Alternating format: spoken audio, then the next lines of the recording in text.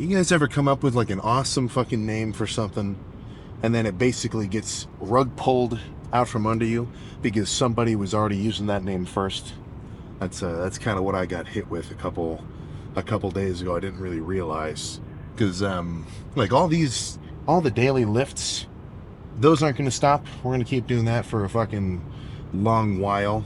But anytime like there's going to be a collab or whatever, like that's going to be its own thing. That's going to have its own name. That doesn't sort of count in like the bulking, the dieting sort of series. So, like what would sound good, right? If you're getting a fucking freaky ass pump when you're lifting with somebody else, especially when they're fucking kind of reasonably developed, it is a little bit competitive. So, fucking imagine this, like Gold's Gym Freak Off. Then I open up my phone and I see all the fucking TikTok clips of whatever lawyer talking about a certain P. Diddy. Now I gotta come up with something else. But that'll be fun. I just gotta make sure not to start like a Larry Wheels curse, where like the first time I live with somebody, one of us has like a fucking tragic injury. Knock on wood, of course. But that's in the semi-distant future, but not too far. That's going to be soonish. Soonish might be an overstatement. That'll be in a bit. But a lot of stuff's kind of lined up there. So until then, let's just focus on what's at hand. The lift today, I was saying yesterday that I want to do arms and shoulders because I haven't done shoulders in kind of a fucking while. Yeah, maybe not. I think shoulders maybe do not need a full workout. So I think I might just do like 2 or 3 sets of like side laterals and like maybe face pulls or something else at the end. Like nothing crazy. Just because, they're too fucking big. And it gets a little bit less noticeable when I'm kind of bulking up, because when my arms are a little bit softer and my whole torso has a little bit of an extra layer of fat on it, it kind of thickens up my torso portion and not so much my shoulder. Nobody has insane fat deposits on their fucking side delt. It's usually stomach, sides, back, legs, but your shoulders stay pretty lean the whole time. But, even my arms probably get a little bit bigger just from having a bit of extra kind of cushioned fat around the outside. So sometimes I fall for the illusion of thinking, it's like, okay, my arms are starting to catch up to my shoulders now that I'm bulking. Let's keep throwing some shoulders in. But like when I diet down, like looking back at my last sort of dieted phase when I was pretty lean, side chest was the biggest indicator. Like if I'm sitting there and I bust out a side chest, my shoulder is fucking however big or whatever degree larger than my arms around, to the point where I'm like, dude, I want my fucking arms to thicken up. My shoulders are fine. They do not need any more work. So I'll just add a little bit just for kicks. But for me, shoulders are a strong point, strong enough that they don't need consistent work. And that's front delt to rear delt. But for the most part, I think a lot of people still sort of have a bit of an imbalance with your front delts in relation to your side and rear. Everybody gets fucking big front delts because every time you do bench, they're working a little bit. Every time you do a dumbbell curl, they're kind of working because you're sort of pulling the weight upward like that. It's a pretty useful fucking muscle for a lot of just day-to-day shit. Like anytime you push something around or you're picking up a bag or you're just doing whatever, your front delts they're gonna come into play. So they're very prone to activation and thus growth. Right? You're never gonna have a rear delt pump just from moving around in real life. But like if you're carrying boxes around or whatever else, and or if you're trying to walk some mattresses to the dumpster at your apartment, or you're trying to walk like a like a full vacuum sealed mattress up your fucking steps and almost like hurt yourself because you're doing like a strongman log lift, your front delts are going to be on fire. They just get a lot of work even outside the gym. But rear delts, much less so. And I was lucky enough to sort of grasp that pretty early. Like even when I was even though I was only like a year or so in, or like 6 months or so in, like I was seriously spamming side delts and no, side and rear delts. And I think I didn't stop. Yeah, I stopped doing front delt work dedicated about 2.5 years in. Because once I could sort of like, excuse me, once I could overhead like dumbbell press the 110s, I pretty much stopped from there and haven't really fucking looked back. But what I'm trying to get at there is your front delts.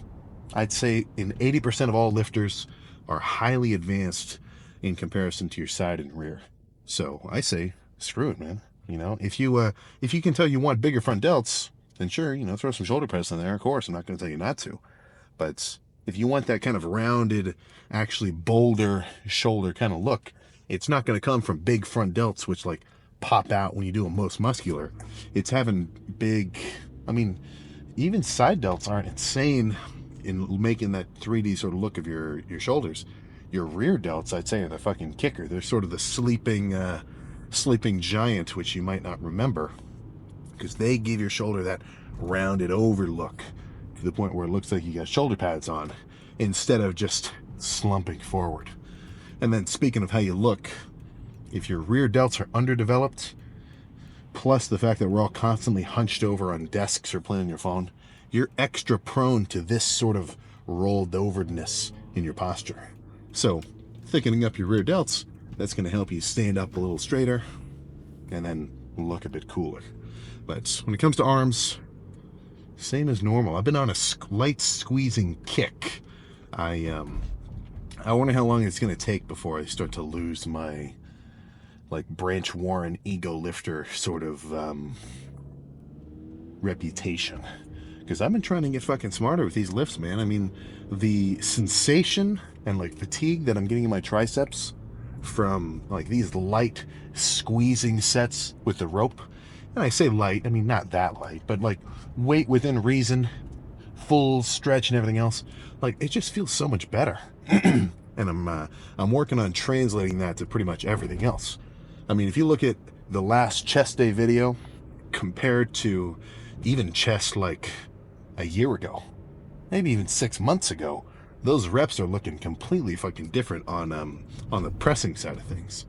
Because it's pretty easy for me to fall into the thought process of like, okay, I want to go as hard as I can during all my sets. Like that's never changed.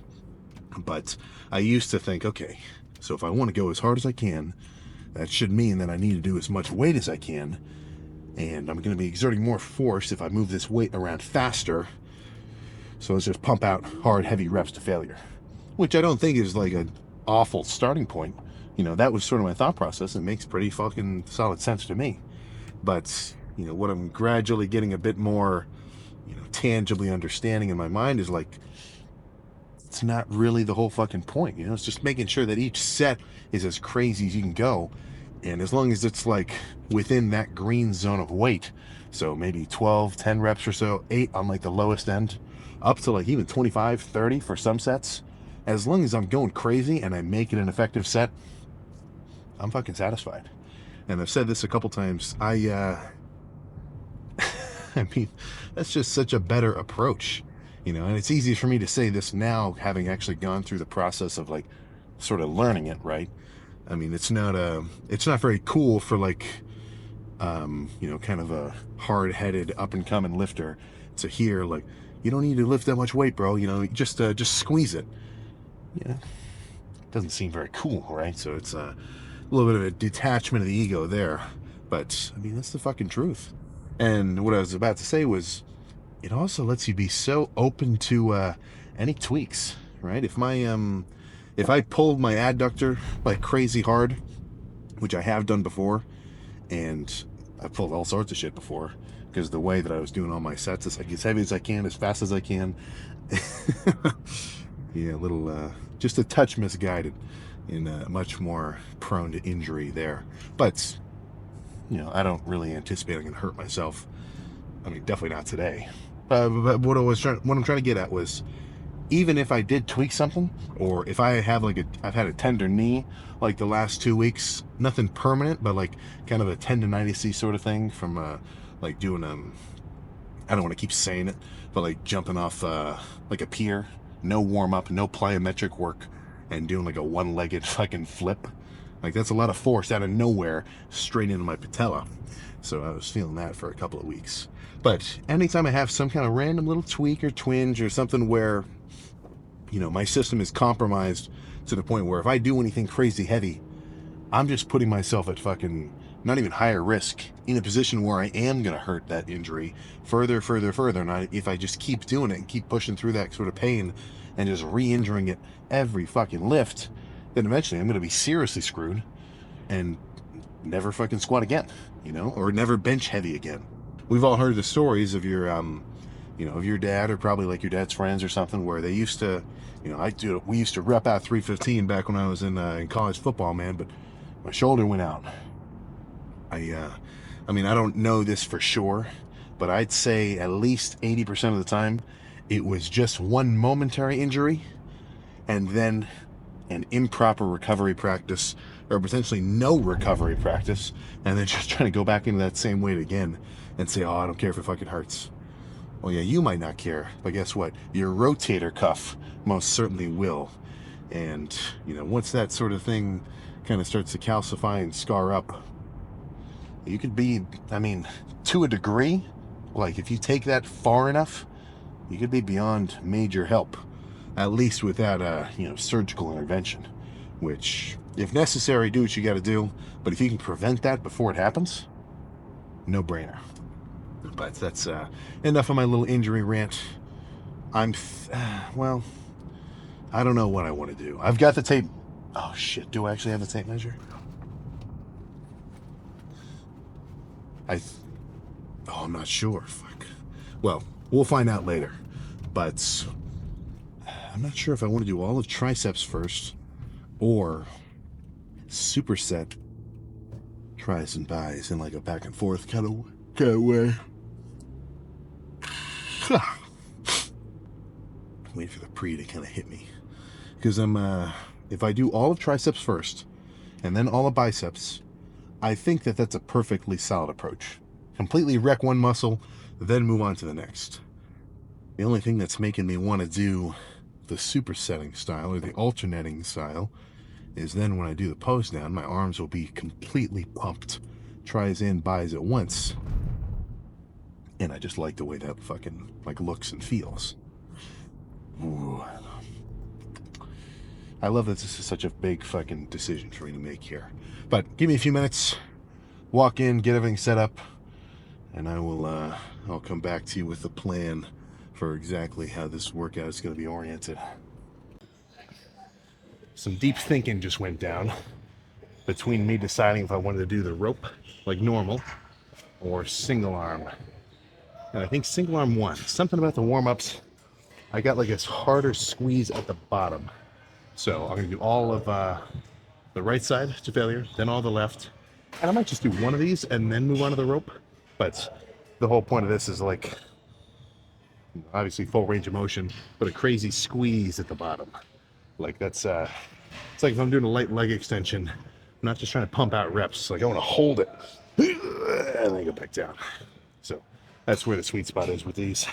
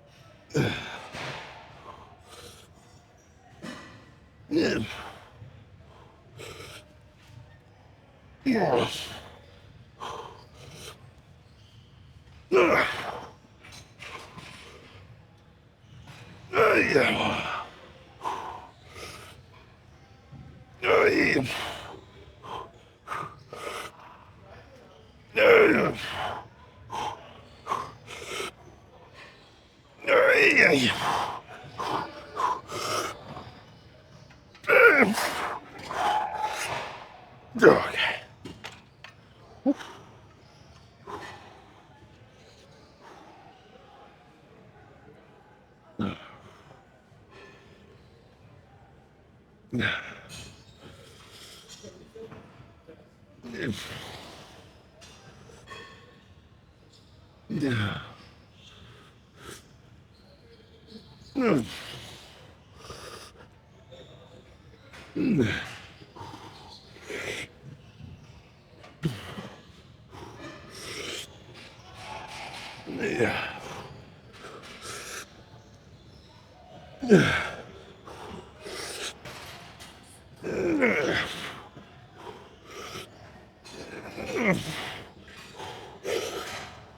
Okay.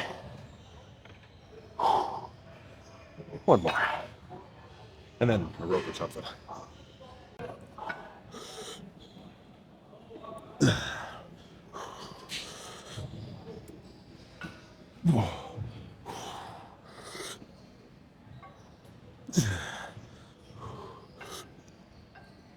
Yeah.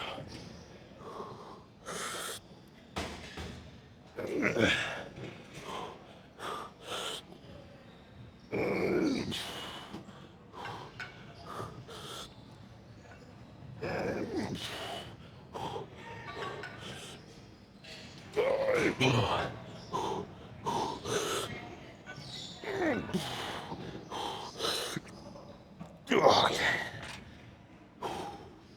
All right. Let's switch to some overhead stuff.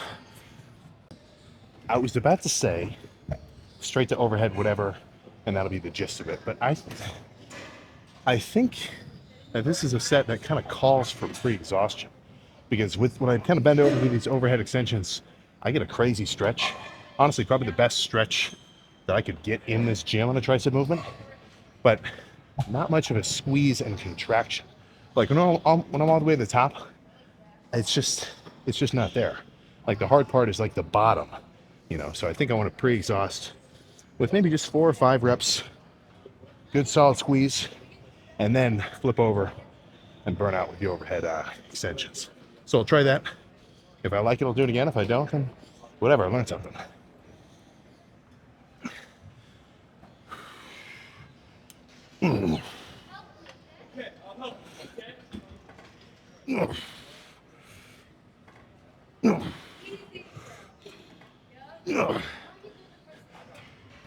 Yeah. Okay.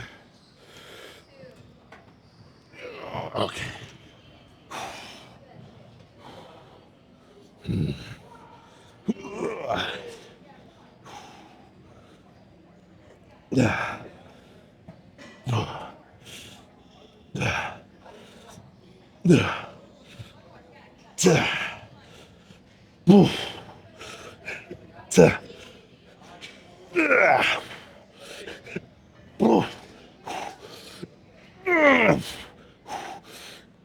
Oh yeah, okay. Oh. That was perfect. Let's do that a couple more times. Yeah.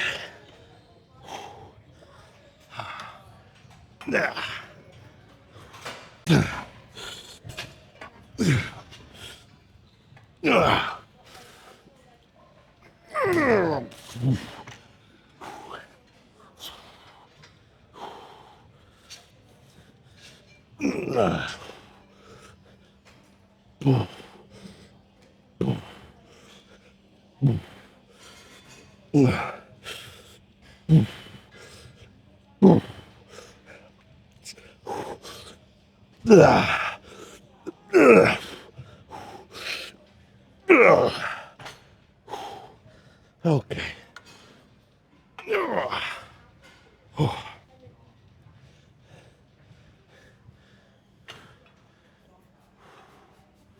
I think that might be it. 5 sets? Let me think about it for a second. I might want to do machine dips. But fatigue pump-wise, yeah, that feels like a full lift. Maybe give me a little bit of time to decide. I kind of feel like I'm only doing one more set of machine dips out of convention. But after one feeler rep, I'm still getting a really solid burn. So I think this will be a good contributive set. But so you got to think about it like this, or at least I feel like this is a good thought process to sort of imagine with your training.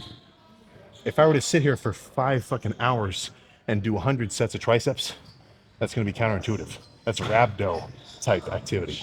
I mean, it's just not a, if that were the case, that's what every fucking Olympic guy would be doing. So if it's not infinite sets, and it's obviously not 0 sets, that would imply that somewhere is a proper workload for that specific day based on your recovery and your hydration and everything else, where that's as hard and as much volume as you need to do. And to do any more will not be more productive and could potentially be counterproductive. So that's sort of my that's my challenge.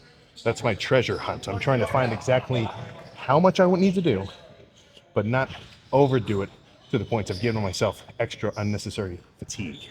So I feel like that sweet spot, if you're training hard and your workouts are like you're actually taking each set close to, if not to failure, maybe beyond, with some partials, with some force reps, I'm thinking for one muscle group, probably 6 to fucking 10, maybe even 5 to 10. I think that's there.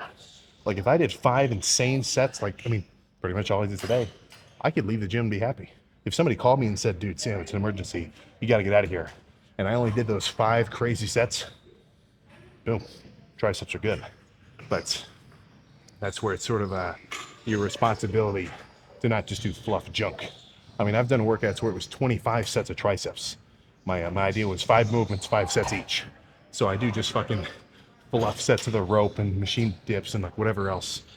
The intensity was probably a third of what I'm doing on each individual set now. So, just something to think about.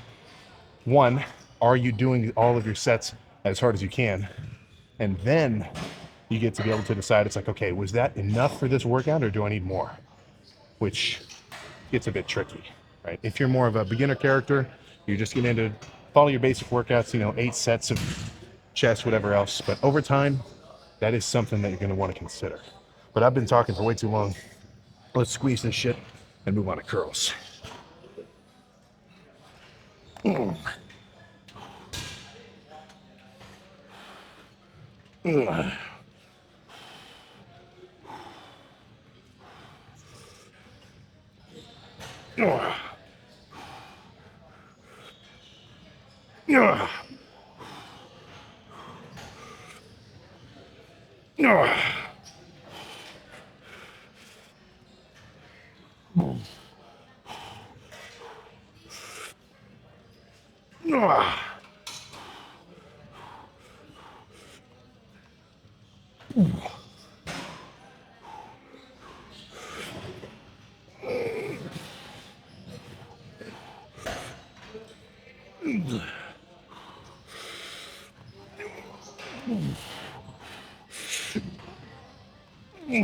Okay.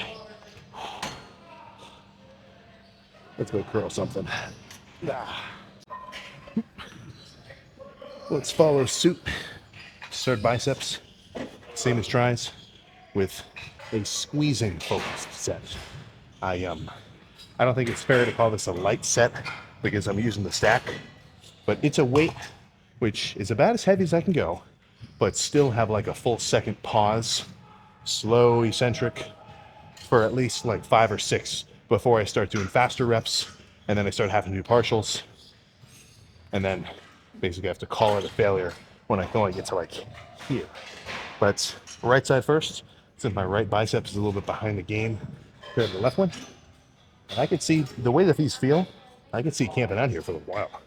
So nothing else to do but get amped up and go fucking crazy.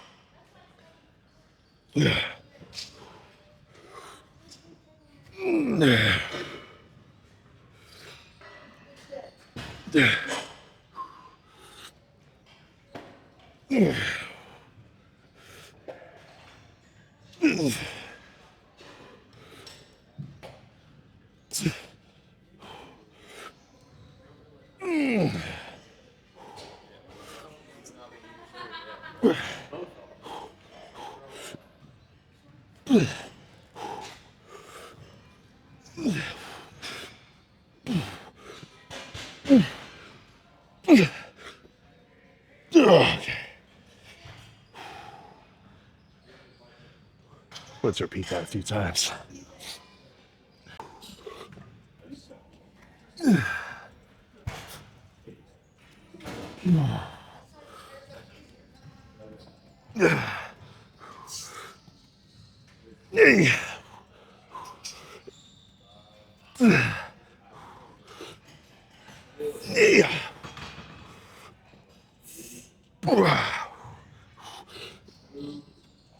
Okay, we'll call it there.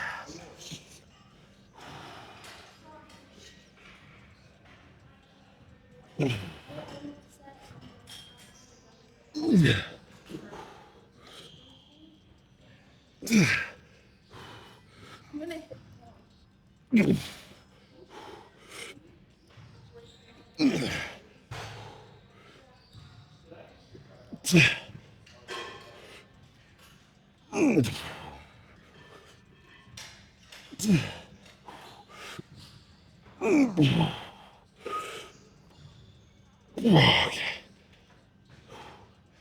One more.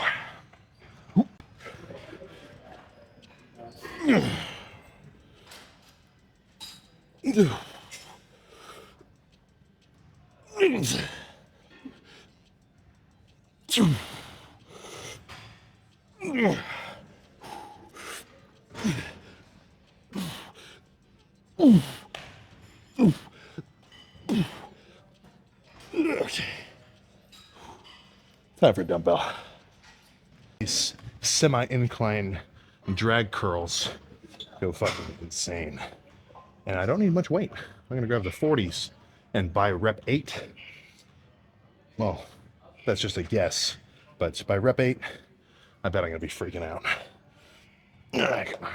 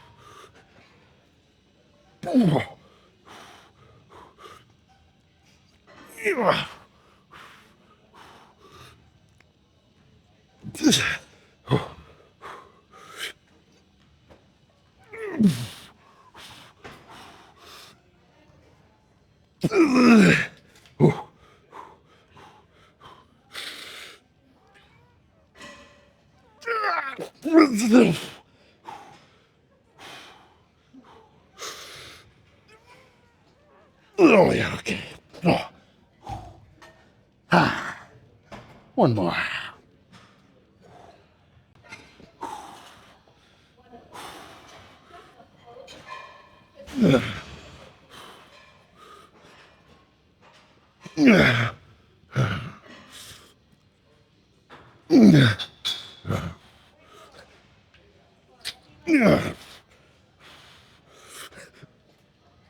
Yeah.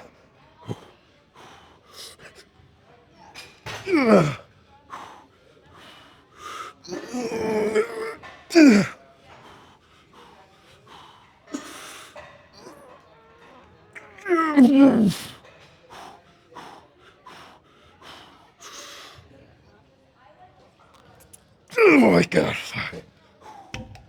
Oh. Oh my God. Okay. That was good. I think one more set will be as much as necessary. Pose down and roll. There's not going to be any shoulders. I'll explain why in a moment. So this is a drop set slash superset that I haven't done for a while, and I could not fucking explain why. So burnout with the 50s, 8, 10, however many reps, close to failure. Drop them, grab the 25s, but instead of another conventional right in front of the fucking shoulder kind of curl, no, a little bit different. I'm gonna kind of hang my arms in front of my torso a little bit. So instead of curling like this, I'm gonna be kind of bent over a little, curling like this, sort of across my body. And I'm usually not one to say that you're gonna specifically target a portion of your biceps with one type of curl versus the other. As long as you're going hard and you're changing it up, I think you're gonna hit everything pretty well. But I'd be lying if I told you I didn't get a crazy burn on like my sort of peak and brachialis area in here from the light drop setted portion of this set. So I have only one more step to make this workout complete, and that's to pick a fucking badass song and go crazy.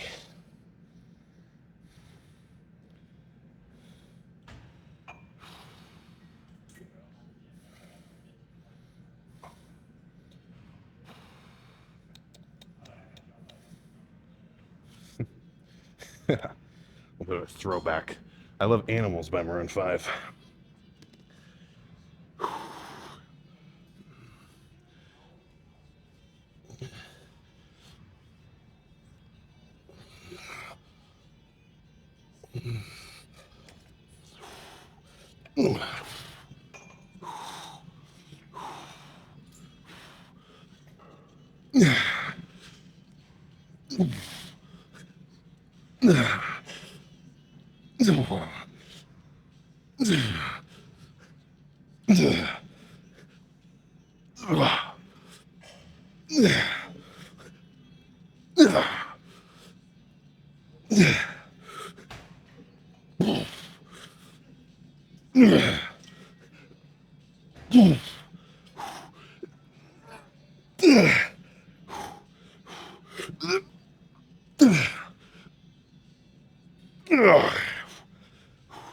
A little bit of a swing for the last one. No.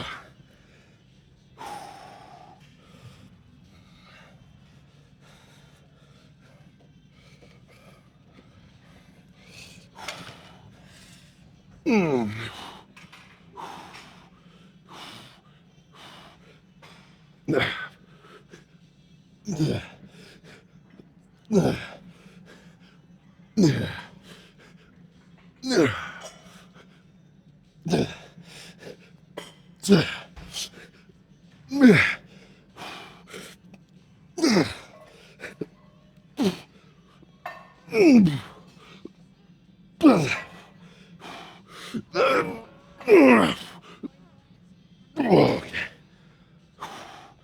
Oh my God.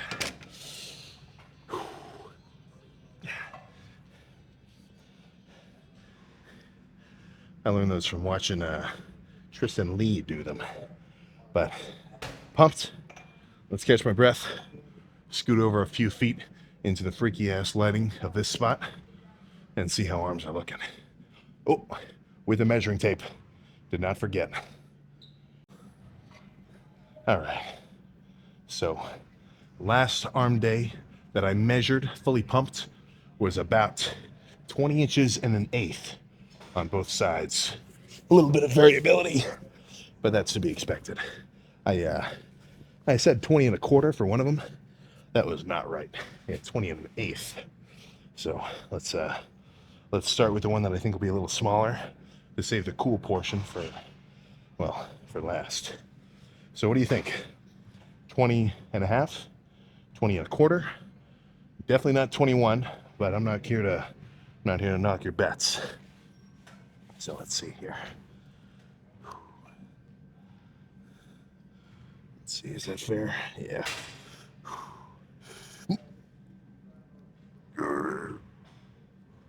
Okay.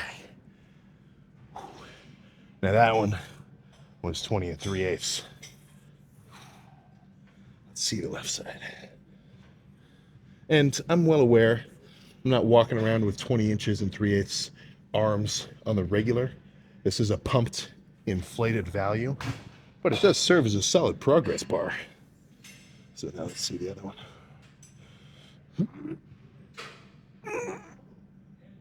Oh, that one's 20 and a quarter. So we're making gains. We're making gains slowly but surely, which does not surprise me. I'm up fucking damn near, I think, 6 or something pounds from the last time that I measured them. But that is a good sign. Don't go overboard though. Don't go overboard with the measuring and like weighing yourself multiple times a day, like a certain piss master named Jason. You know, it's not going to do any good. So little increments and tests of your progress. Give it a few weeks in between, right? Weigh yourself on the regular in the morning, but don't measure your arms multiple times in one day. You're just asking to fucking drive yourself nuts. So let's run through some classics here and then roll. Actually, let's see. Is it freakier here? Yeah, a little bit.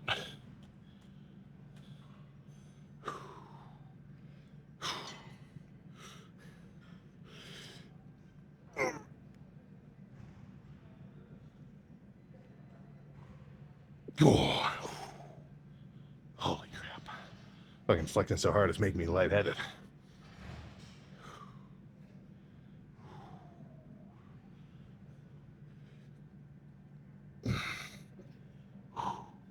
Yeah, we're getting fucking beefier and beefier by the day with the fucking front lat spread, especially when you pair it with a freaking arm pump.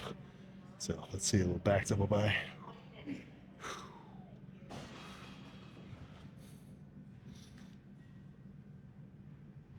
Yeah. Okay. A few more, and then we can roll. Arms are looking mighty beefy in the fucking most muscular. Let's bust out one of these, and then we can actually get out of here.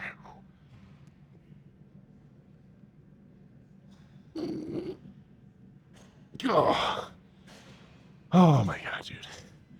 Solid ass lift. You know what's next. So I can say, without a doubt, that was probably one of my best feeling arm days of these last 3 months. Like, that was S tier. If all my arm days were like that, feeling wise, hype wise, energy wise, focus wise, I mean, there was no scrolling, there was no fucking outside thoughts. It was like, okay, this set, all right, let's sit down. Ooh, let's pick a song.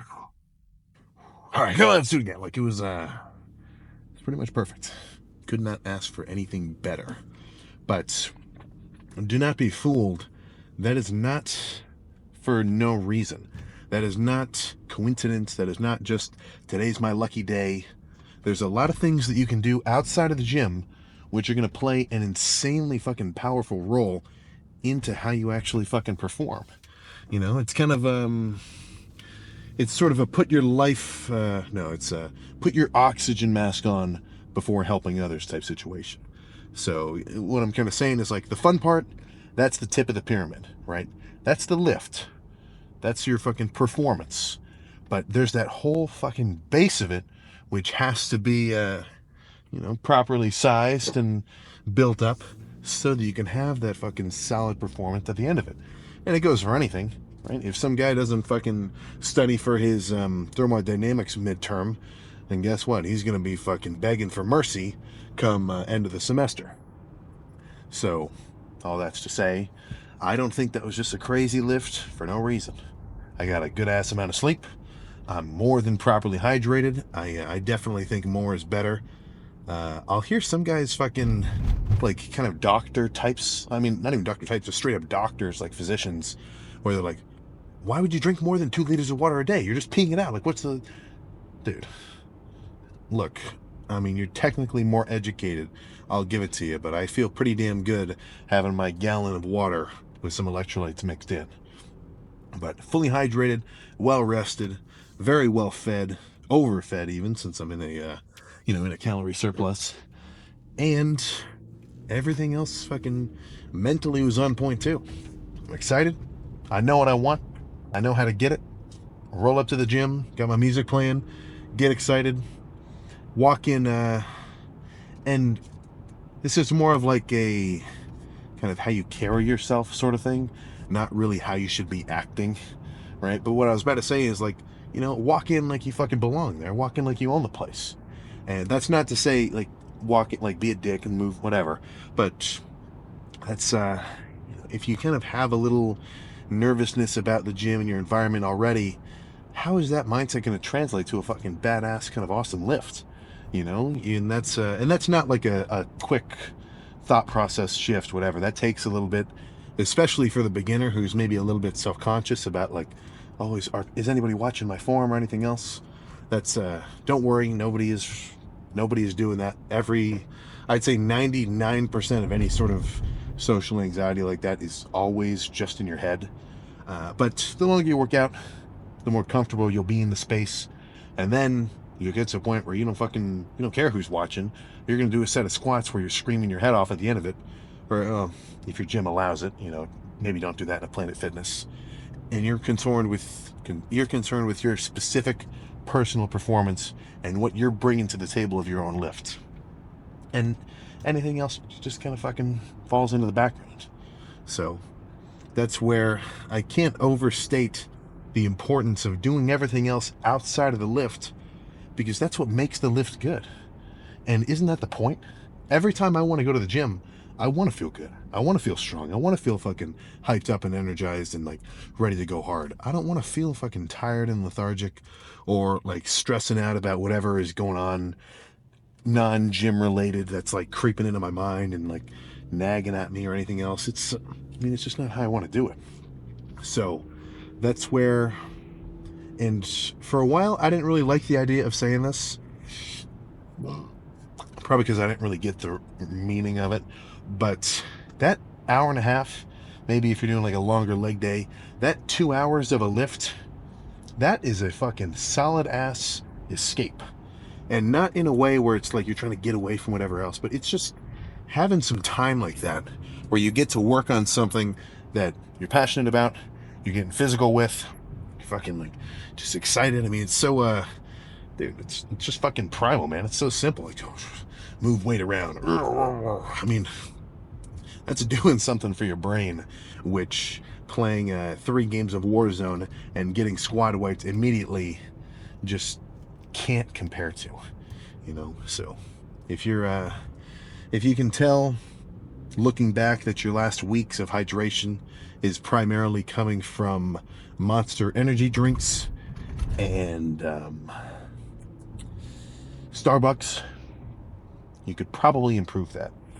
Get yourself a Hydro Flask if that's your shit. Personally, I think those are a little too beefy. I like just the plastic gallon water jug, but to each their own. And I know this is one of the touchiest subjects, but I'd be lying if I didn't include it in these big sort of pillars of what lets me fucking go extra hard in the gym. Cardio's in there too. The fucking regular cardio, I've been doing 20 minutes on this bulking phase. I'm going to see if I notice any difference with just 20, which the conventional average time for your elevated heart rate, basically how much cardio you should do a week, I think is about 100 something minutes or so. So all that's to say, I just wanted to tone it back a little bit so I don't have too much kind of extra non-workout related catabolic stress. But all that's to say, doing my regular cardio compared to when I don't do it, especially in a bulking phase, when I'm fucking plowing through hundreds of grams of carbs, fats, proteins per day, and I'm fucking just gaining weight like a nut. Dude, if I'm not doing my cardio, I feel it. I'm fucking getting way more out of breath. I'm getting softer because now my baseline metabolism is a bit lower because I'm not being so active during the day. I mean, it's just all negatives. The only negative that comes with adding cardio into your routine is just the fact that that's now a little bit of an extra portion of time that you have to dedicate to something.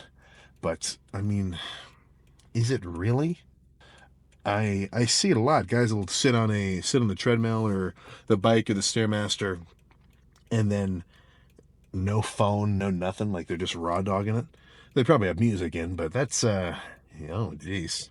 Now that feels like torture, right? That's why I like the seated bike so much, because I can just sit there and pedal, and then play on my fucking phone, man. And I'm not sure if you're aware of this, but that is a pretty fucking easy way to pass some time. I'm uh, I'm I'm always scanning around Amazon because I would love like a miniature bike, right? I don't necessarily need a massive contraption. There's little like small little like devices where it's basically a cardio bike that you could put underneath of your desk, and then you pedal it that way. You use whatever chair you have as the seat, but they all look too scrappy to actually work. I feel like they're all just like basically junk. So I'd end up either just having to return it or forget about it and then have extra clutter. But you don't have to go to the gym for your cardio. Do a 30-minute walk, man. And then maybe that could be a little bit beneficial. Lose the phone, 30 minutes of just natural life and enjoying fresh air or whatever else. I mean, it's not always about just how connected you can be to your fucking crackberry. How many of you guys were there when that was a legitimate fucking term? Probably not too many. But that's all I'm saying there. If you properly prepare, then you will perform. Right? That's a pretty nice saying. Proper preparation prevents poor performance. Right? And it also adds to fucking peak pumps. And if you know anything about me, or even if you know just a hint about what I'm about, you know that is my fucking MO. Right? If I were to get any kind of like big ass tat, it'd be right over the shoulders. Pump addict. So that might, maybe not, but you get the sentiment I'm trying to say. So nasty arm day. Now my responsibility is to eat a fucking ton of food, get a good night's rest, and then obliterate legs tomorrow. Which, based on the track record of the last 2 leg days, will go quite fucking well. So I'll see you then for that.